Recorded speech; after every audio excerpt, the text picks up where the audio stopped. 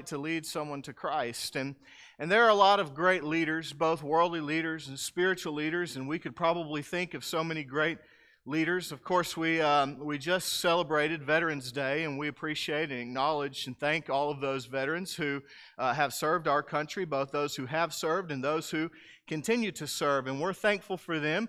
We're thankful for you, if you are a veteran, for the service that you've given. And in your service, you have been a leader in pursuing in this country what we call freedom and liberty, and being able to peacefully enjoy the things, those freedoms and liberties that we enjoy. And you have, even in your service, led.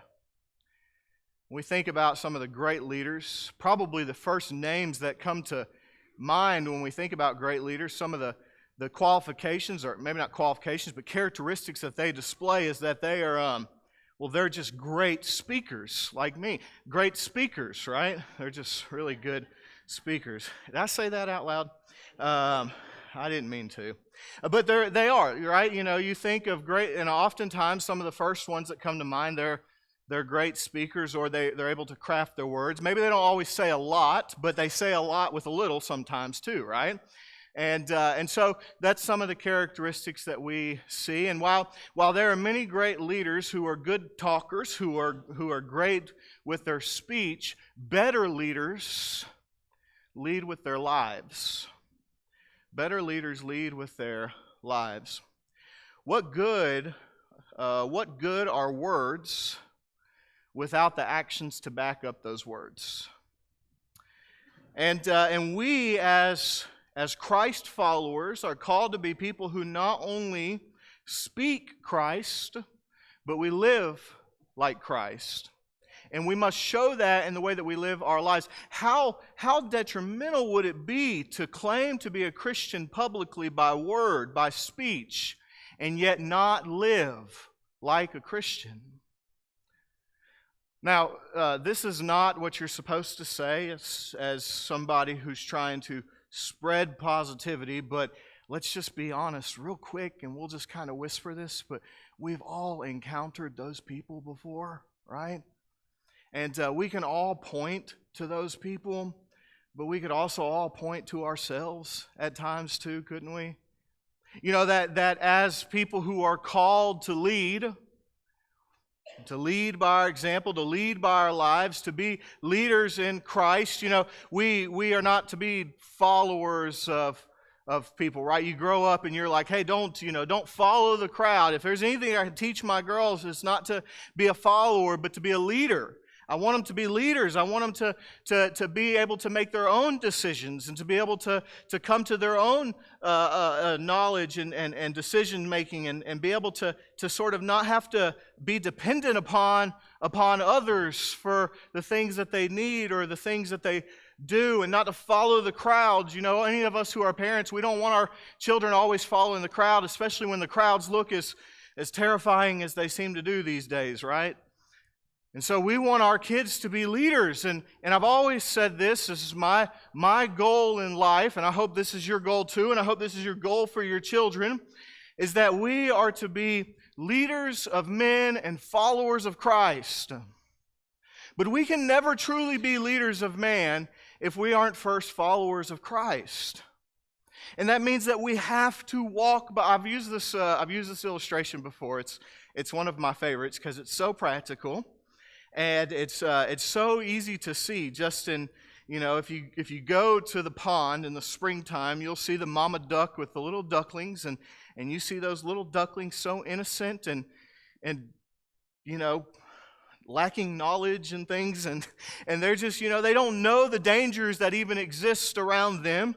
You know, they're just innocent to everything that's sort of going on. And if you have or had little children, you know, they're kind of like that too. They think when mommy and daddy, I've experienced this a lot lately, so you know where this is coming from. But, you know, oh, daddy, you're getting so mad. Why are you so mad at me? You know, I'm always getting in trouble and this and that and all this stuff. And it's like I'm not disciplining just because I just love to discipline. It's because I'm trying to protect you, because you don't know the dangers that exist. And here are the little ducklings and the mama duckling leading the way. And where do you find them at? I mean, it's one behind another, following in the exact footsteps. And if you're a little child and you're walking in the snow, have you ever seen this?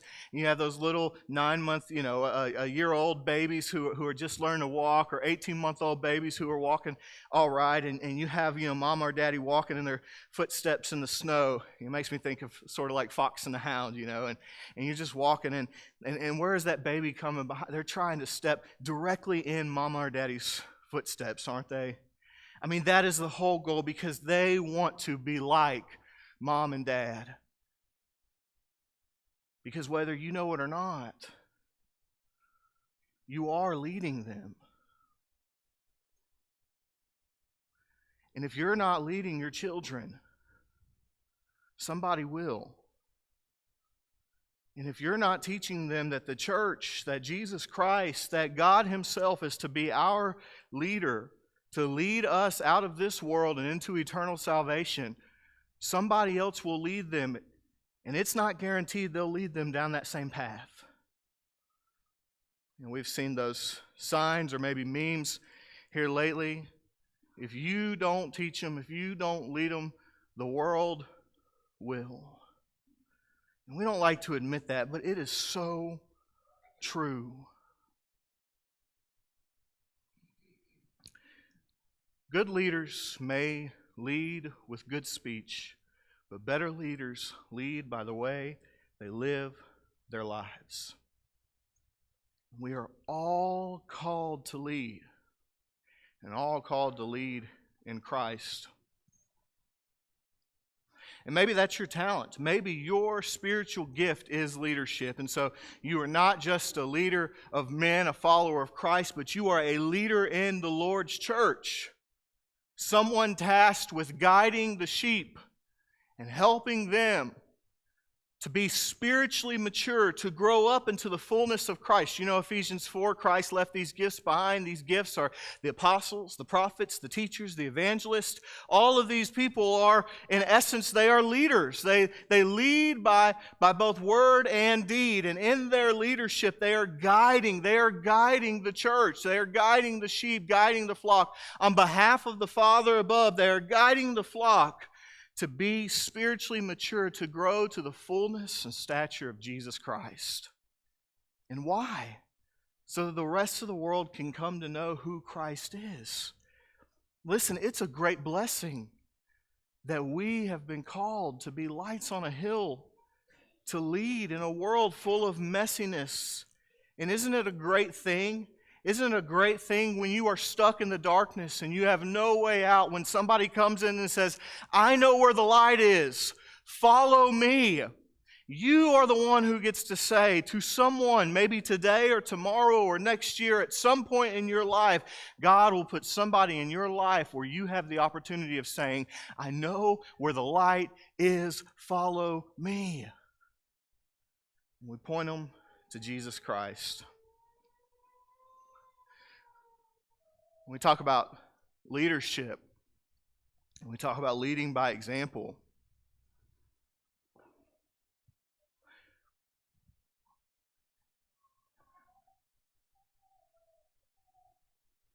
I don't know anybody, and this is not a knock to anyone here or online, but I don't know anybody, especially in such a short time, I don't know anybody who could possibly endure what he endured and be as much of a light and an impact on other people's lives as Sean Wilson is and was.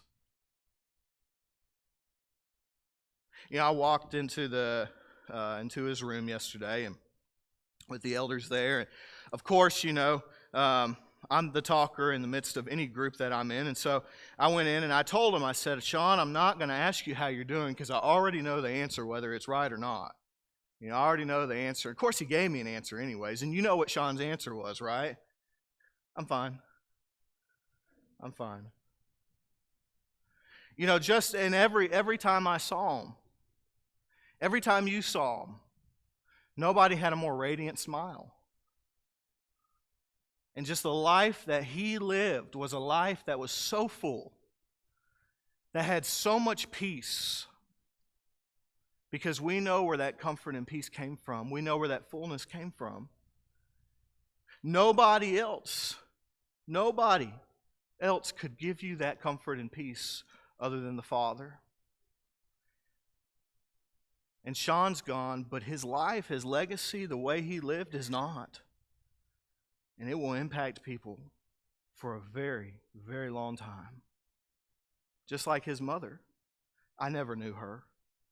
But boy, I've heard so many times about Miss Faye and her cards, her card writing, about the smile that she had, about how she'll never ever complain, but always tell you she's doing great. I mean, there's no other thing I need to say other than to say that's what it looks like to lead by example. And don't we all want to lead in that way?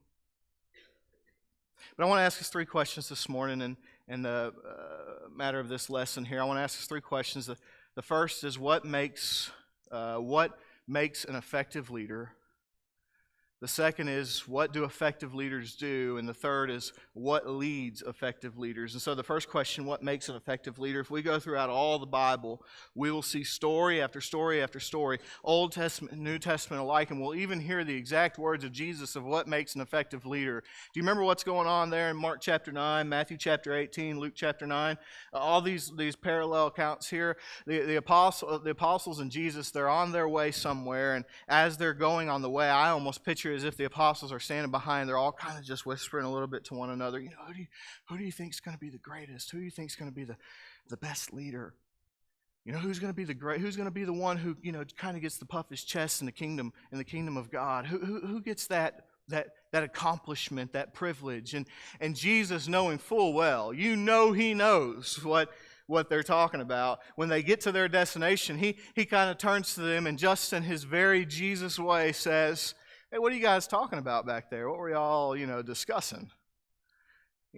That's, your parents have done that before too, right? You know you're meddling and doing something you shouldn't be doing, talking about something you shouldn't be talking about, and they ask that question, "Hey, what are you guys talking about?" They know that can of worms that it's going to open up, right? And Jesus knows what's going to go on, but he's using it not as an opportunity to shame, but as an opportunity to teach, because that's what a great leader does. Uses opportunities, even in the midst of mistakes and trials and trouble, to teach to be better. And so this great leader in Jesus tells them what it looks like to be an effective and great leader, and it's very different than the definition our culture would give to a leader, right? Our culture, we give to a leader somebody who is exalted on high, who is boasted and boosted upon everybody else, and who boast about their own accomplishments and all the things that they have done and put themselves out front and so that nobody else is seen behind them. But in fact, Jesus tells them that the one who is going to be the greatest, the one who is going to be the leader, the greatest, he is going to be last. He is going to be a servant.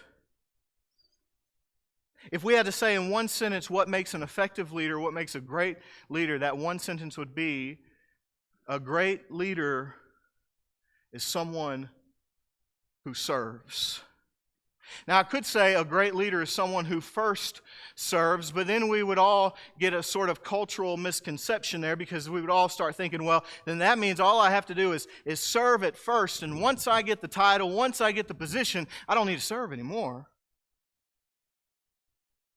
And so I'm not going to say, well, a great leader is one who first serves, but I'm going to say a great leader is one who serves. One who puts themselves at the back, not at the front.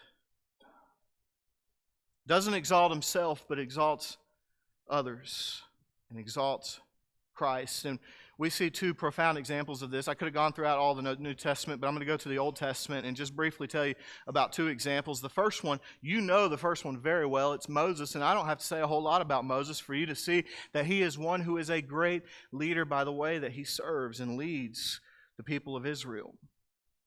And part of what made him a great leader in the first place, this is so fascinating to me, part of what made him a great leader in the first place is the fact that he did not want to do it. Sometimes we look at that as sort of a negative thing, and I think there are some things about that probably Moses could have fixed, but there is an element to that and what Moses went through and what he did that says, look, Moses was a great leader Partly because at first he did not want to do it. I would never trust a leader, especially in the Lord's church, who bids his way or her way into some sort of office or position. If you're running for office, I don't want you in the office. That's not what Jesus said a good leader is for. You should aspire to leadership, but not run for it. A good leader will be acknowledged by the way he or she lives their lives. And I keep saying he or she. I think oftentimes we hear leaders, and the first thing that we think of is elders, deacons, ministers. And so we ask the question, why are you saying she? But the thing is there are leaders in the Lord's church, and there have been leaders across all history of time that have been he's and she's. Maybe you don't believe me. Here's an example. How about Esther? Go to the book of Esther, and you'll see the good, the bad, and the ugly about leadership, right? All right, how about the bad? The king, a drunken fool, right? That's not how you lead anything. How about the ugly? Haman? Need I say more? I've always wondered if that's where we get hangman from, But anyways, I don't know. But there's Haman, and so you see the ugly there, and then you see the good, both in Mordecai and in Esther as well. I mean, somebody who puts her neck out on the line and on behalf of and for all of the others. I fully believe that she would have been willing to risk and sacrifice her own life. In fact, she did risk her own life. She would have been willing to sacrifice her very own life for the betterment of her people and their freedoms. Esther was a great leader by the way she served first. She didn't ask somebody else to go into the king's chambers when it wasn't looked good upon, it was frowned upon. That's what we can do sometimes. I love being a parent sometimes because I can always look to Laurel and say, hey, can you go let the dogs in now? My parents always joked that, they had kids so that the grass could get mowed and the dishes could get done. And I always laughed because I said the grass isn't yet mowed and the dishes aren't done. But that's sort of how we sometimes like to lead too. We like to delegate, and that's okay to delegate at times, but sometimes good leadership just says that we're the ones who, if we can't delegate, maybe we shouldn't delegate, we're the first ones to actually step up to bat and do what we need to do. And Esther does this. What makes a great leader? What makes a great leader? Being a servant first and foremost, all throughout their lives. Leaders are servants. What do great leaders do? We talked about Ephesians 4 a moment ago and how in Ephesians 4 we have this example of what these gifts were left behind for so that the church can grow in unity and the fullness of the stature of Christ and grow up and to spread the gospel in the world. That's the whole point of having these leaders. The whole goal of leadership is for them to guide and to direct so that the people of God can go out and bring more people to God. That is the whole goal and focus of being a leader in the Lord's church, isn't it?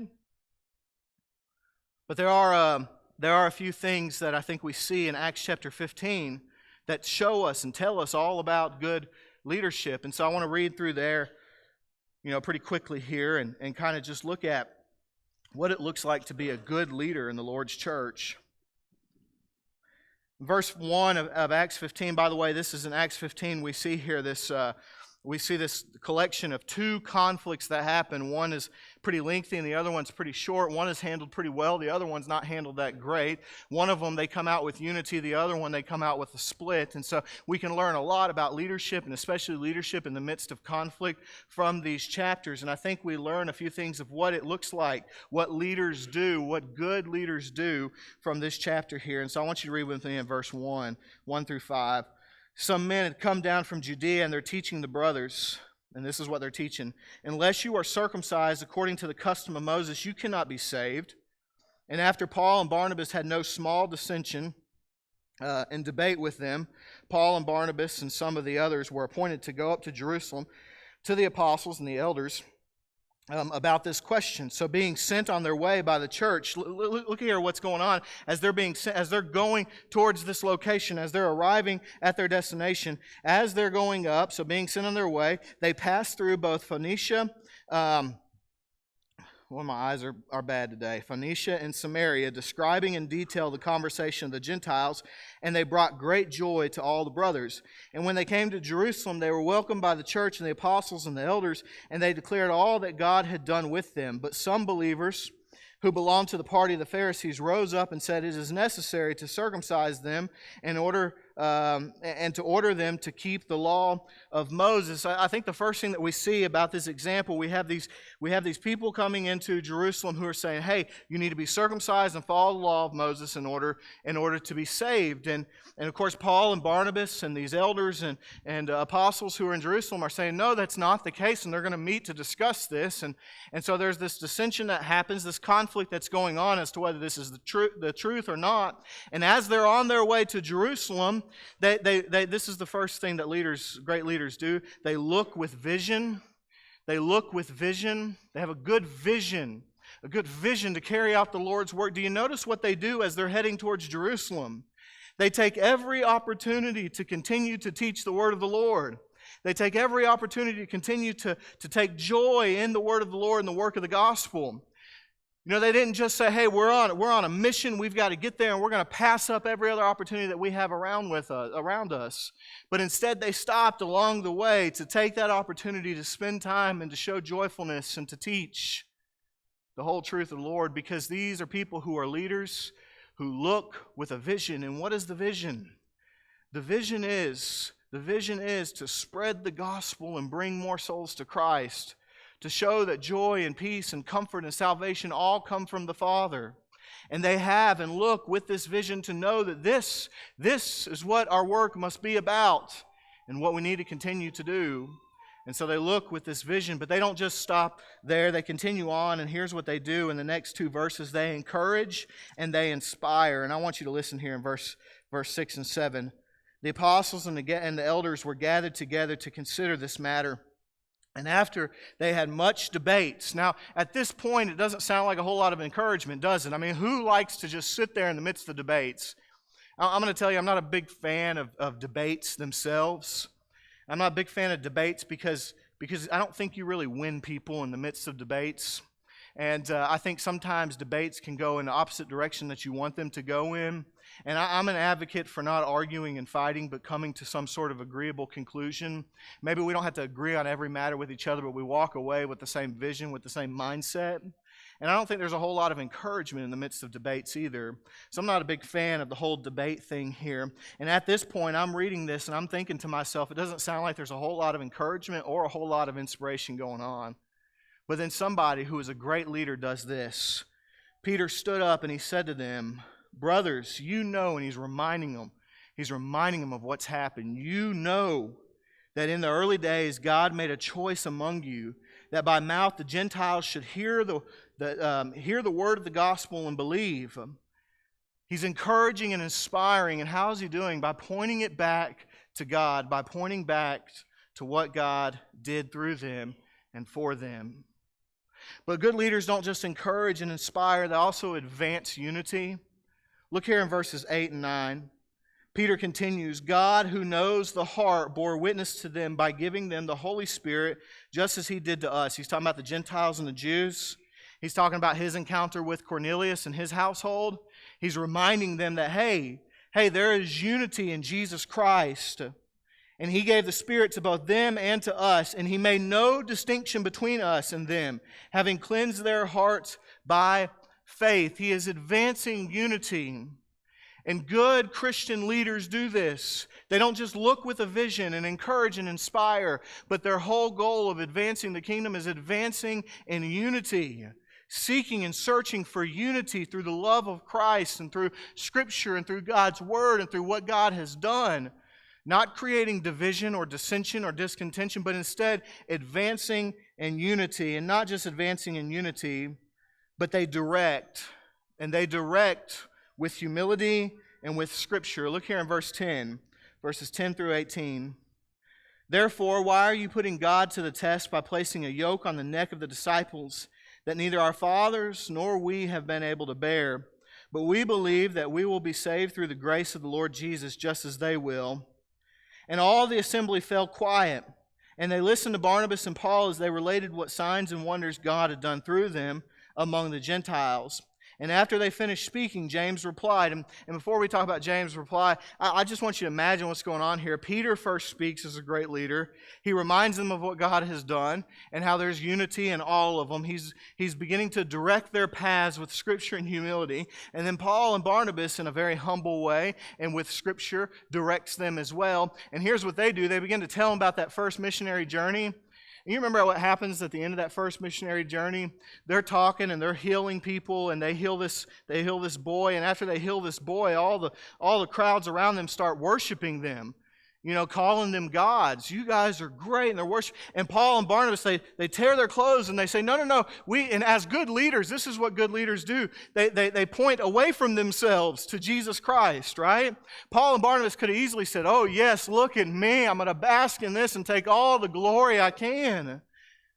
That's not good Christian leadership. That's not good servant leadership. And so Paul and Barnabas, instead, what do? Is they point to the Father and they say it's not us, but it's through the Father that all of this has happened. And don't you just love how fall from grace Paul falls in the eyes of these people? I mean, at one point they are literally worshiping him, and at the next point they are stoning him to death. And they even thought he was dead. This is back in Acts chapter 14.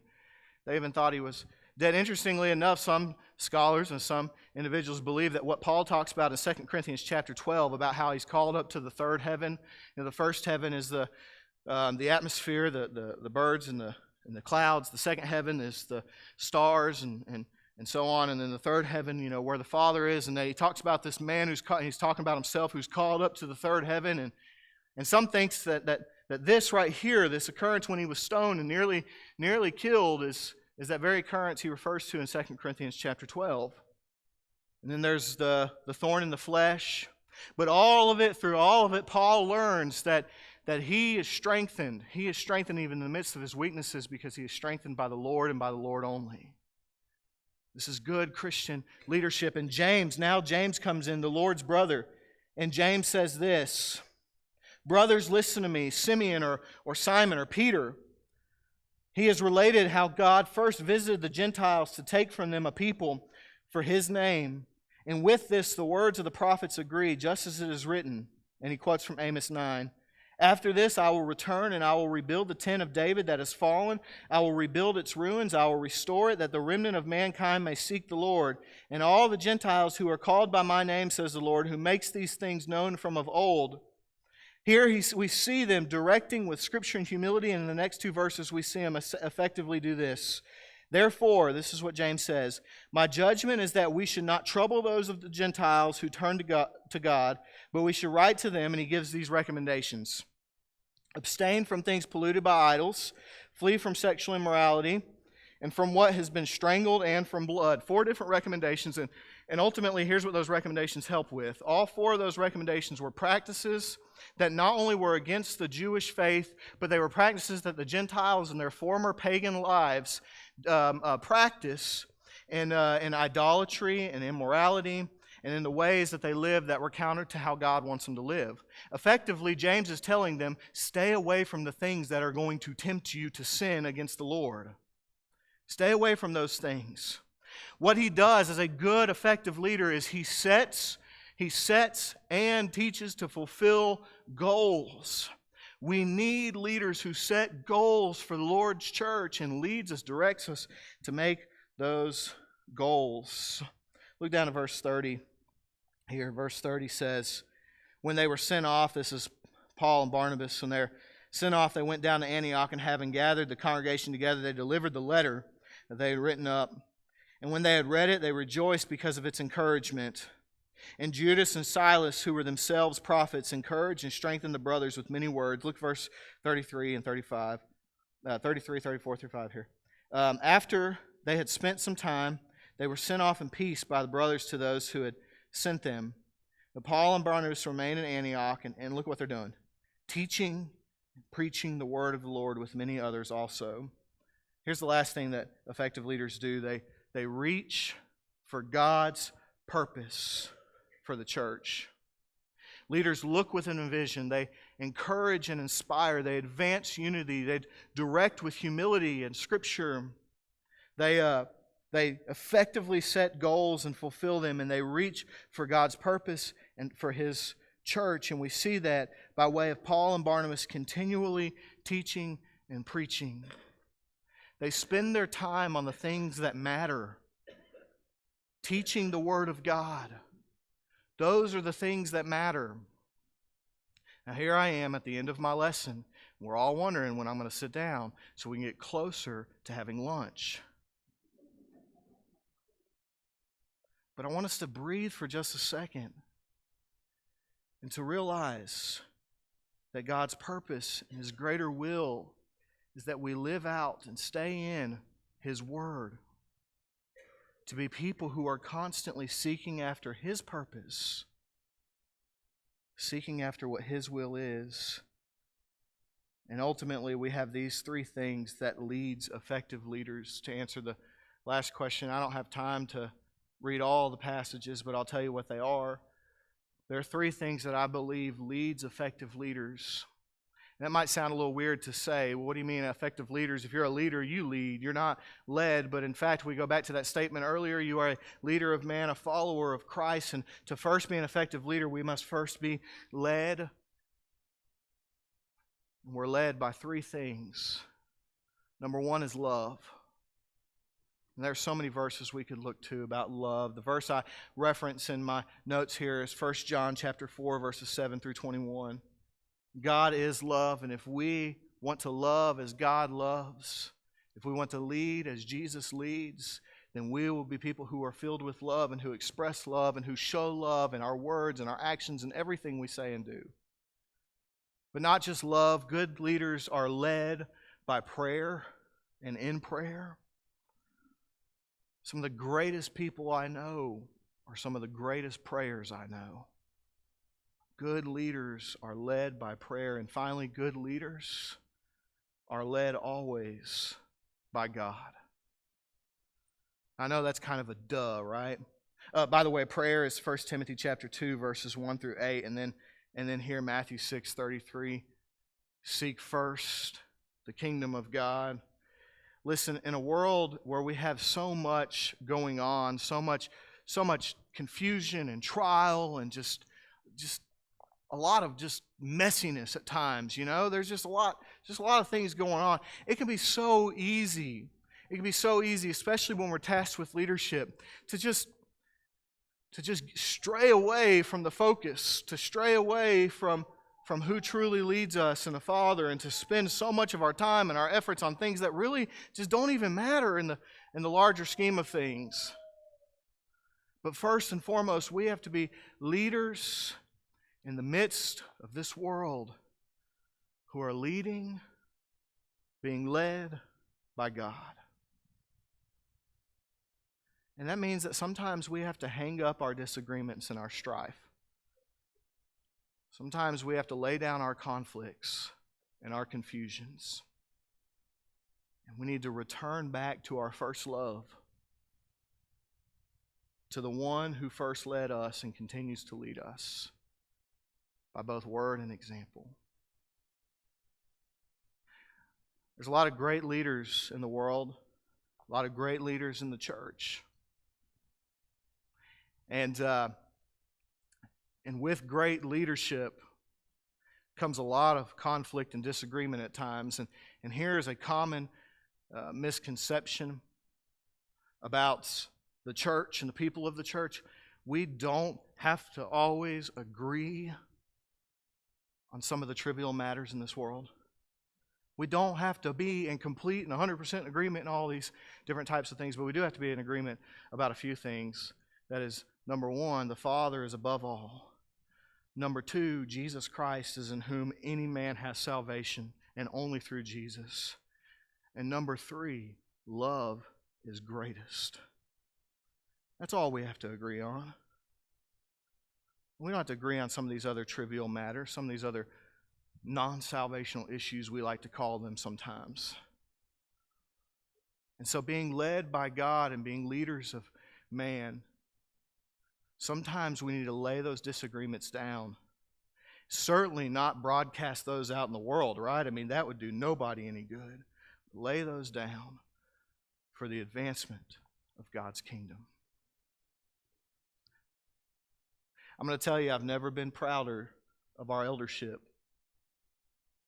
than to spend about 30 minutes with them yesterday in prayer at Sean's bedside. And they didn't ask for that recognition, and they wouldn't want that recognition, and they don't need that recognition. But I've never been prouder than to watch them do that. And in my year here, there's been many acts of great leadership, but there's never been a greater act that I've seen than for them to drop everything they were doing and stand next to him and that family in their greatest time of need. We can all lead just like that. Never underestimate the power of something so small and so simple. Let us strive to be great leaders of man and great followers of Christ. If you have a need, will you come while together we stand and sing?